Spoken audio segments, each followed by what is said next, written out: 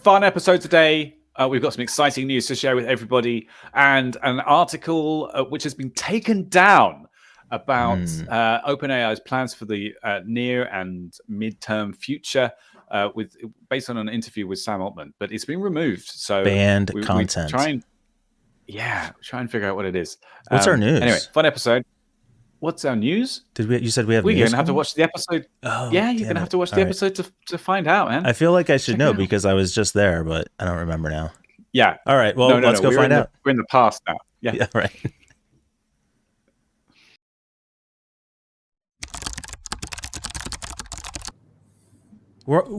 First of all, we're all back together for the first time in a couple of weeks. I was gone for a while. John was gone yesterday. Welcome back, John.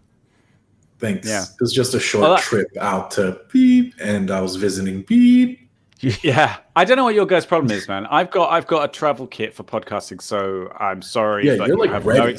You have the bag. You just also it's like a go bag, but it's like pod bag.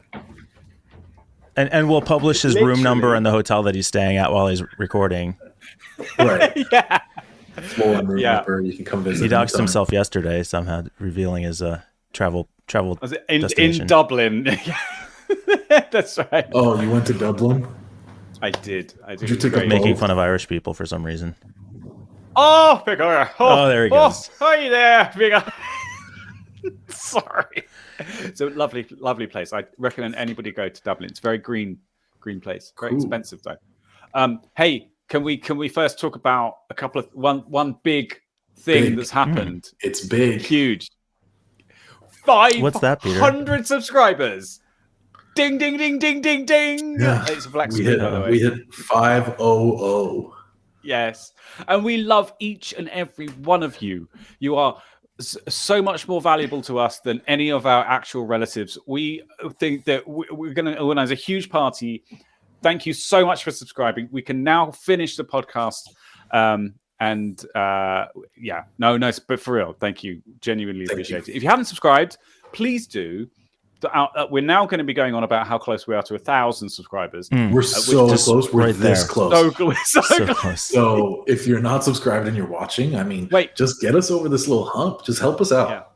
Mike, I missed the meme. Come on, show us the meme. Sorry. It just said waiting for 500 subscribers. Matt Damon getting older is Benjamin Button now. Don't worry. I've got more. Oh, dear. Okay. You're welcome in advance. So what's the news story we're going to talk about? Yes. Yeah, OpenAI. So this is an interesting thing. We put this on the list a little while ago, and it's all about an interview that Sam Altman or Sama did with someone at what's the site called? Human Loop. That's it.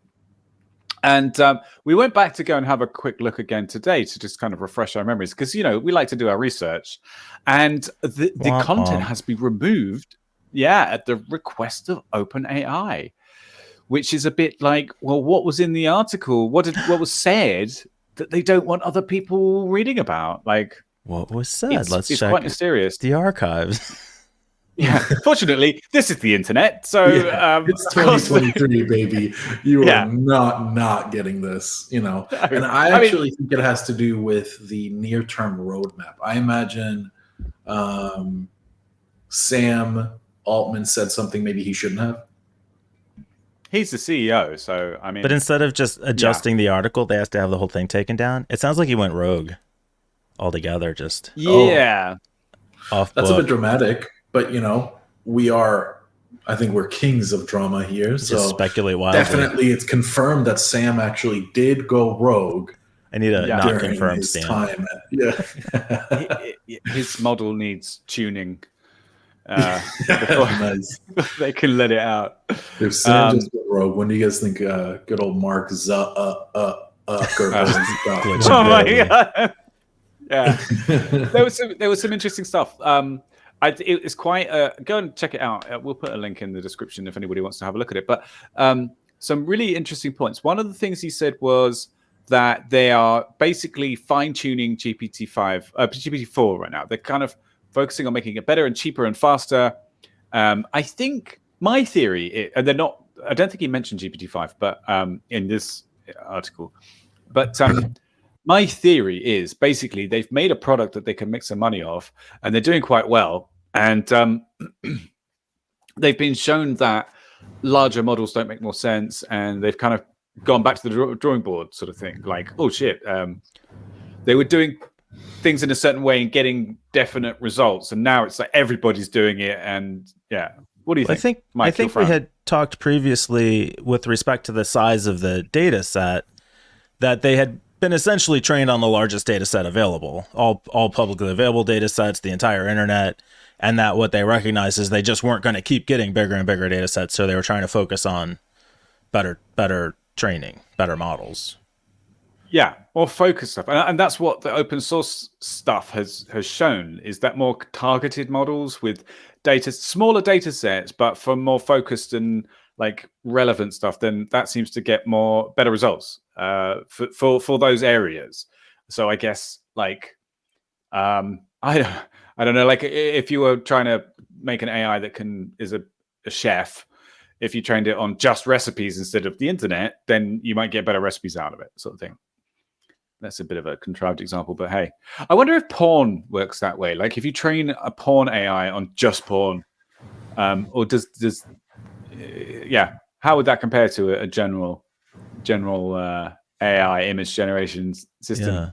Yeah, that's a good question, Peter. I have a good idea but I feel like the reason ChatGPT is so good is because it was trained on literally everything, right? Like you could tell it to write like a pilot episode for a 90s era rom-com or sitcom, I mean, and like it will, and it probably will be kind of shit and it won't make much sense, but like it will, right? Like it'll know what you mean. And I think that a big problem is the sample size. Like I have an idea for a really cool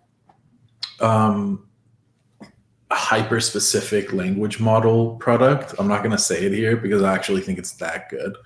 But, okay, wow, all right. John loves leaking that he's got business ideas but won't say what they are. Well, I'll tell you guys off the air. I'll tell you off the air. Yeah. I'll tell you as soon as our we audience stop loves recording. that. I'm going to cut our audience. That makes for great talk show fodder. Is it like, porn? I'm edging our audience right now. Oh boy! So anyway, the idea is not going to be shared. And a virtual John to have a relationship with for John's virtual fans only. OnlyFans. Sorry. Only virtual. Is that fans. What it's called? Virtual OnlyFans. Fuck. Anyway, so. But I think a really big problem, even with my idea that I won't share, is that your fucking model size, your training size is so small. And I guess porn is an exception because of the sheer volume of content, right? Like we have 50-ish years worth of porn to train a model on. That's a lot of fucking... I knew it was porn. Do you really want AI generated... No, the idea isn't porn. Do you really want AI generated porn that looks like Will Smith eating spaghetti? Okay. I don't know where that question came from. We've seen the AI generated video. We watched a couple of them on a show a couple weeks ago. The pizza commercial is so fucking creepy. Just to be clear to anyone watching, we did not watch an AI generated porn video together. So much porn on this channel. I can neither confirm nor deny that we I can deny. I can definitely deny. I am denying right now. But I mean, there's I think a set amount of content out there that we can use to train AI on. Movies is a nightmare. TV shows are a nightmare. This really leaves you with just shit on the web, and even something like YouTube, I think, would be very difficult to train on, probably because you'd get sued. Yeah, but so the original meaning of the term dark web used to mean, darknet, used to mean the data that was hidden above the surface of the internet, the stuff that's hidden behind passwords, a login page, corporate networks, whatever. But it's not just generally publicly accessible. It's come to mean, Tor and onion sites and this dark as in bad. Evil. Yeah. But like there is a ton of data out there. Yeah. On the below the tip of the iceberg. Sure. So maybe that's what they were thinking about. I don't know.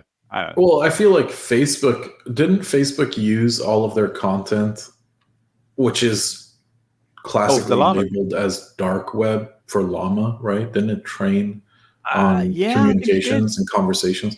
I don't know if it did on DMs. It wouldn't surprise me if it did. I wouldn't fucking put it past them that they would go that low. But like, same thing with Instagram, right? Like you have, and WhatsApp, but WhatsApp is end-to-end encrypted.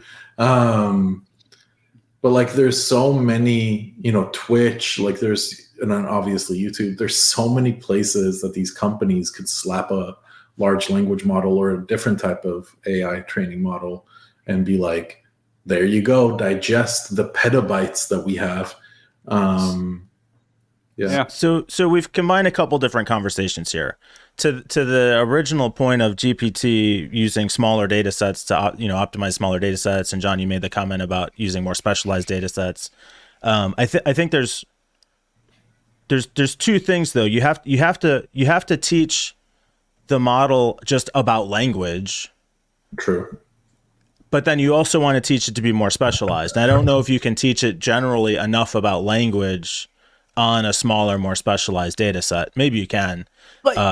We're saying smaller, more specialized, but it's still like going from 60 billion tokens to, I don't know, 1 billion or something. That's a 1/60th of the size, but it's still a lot of language. But the benefit of the GPT is that it speaks as if it's a human. And if in John's example, it's trained exclusively on, I won't say porn, I'll say recipe books. I think that was his first actual example. Then all it would be able to speak to you in is in the style of recipe books. It wouldn't have the more general language background to be able to link that together. Yeah, I see what you're saying. There is the human reinforced learning though, which is how GPT has evolved. So it wasn't just.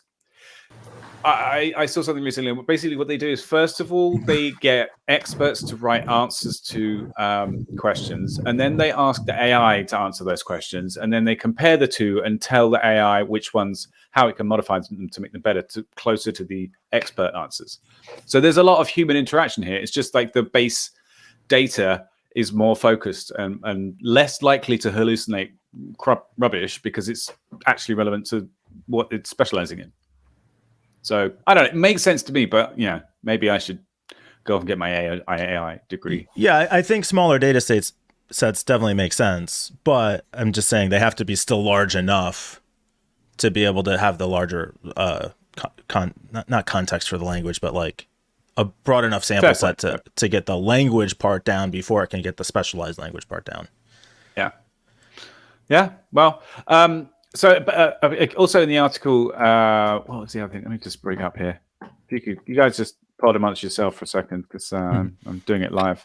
I thought it was interesting that they said that the current bottleneck is GPU limits. I thought so too. I did find that very interesting. It kind of ties back to the way part of the benefit that they found with the language models is that GPUs actually process these better because, as Peter and I talked about yesterday, they are not mathematical processes, which is why it sucks at actual it's challenged by simple math because it'll just make up a probabilistic answer, not an actual answer. That's right. It says this was demoed as part of GPT-4 release 2024 multimodality. So it was. I don't really know what multimodality means, but it was demoed as part of the GPT-4 release, but can't be extended to everyone until after more GPUs come online. Maybe that's like a scaling issue. Maybe that's what they've hit. They need to invent some more infrastructure stuff at the moment. Multimodality. NVIDIA. Sorry. Multimodality refers to the combination of multiple sensory and communicative models, such as sight, sound, print, images, video, music, and so on. Right. Okay. Oh, yeah. Okay. So that's cool. That makes sense. Cool. Well, it's interesting. I think the most interesting thing about the article is that it was taken down. So if anyone wants to go take a look and see if they can pick out the bits that were super sensitive, come by Discord. Talk about it with us.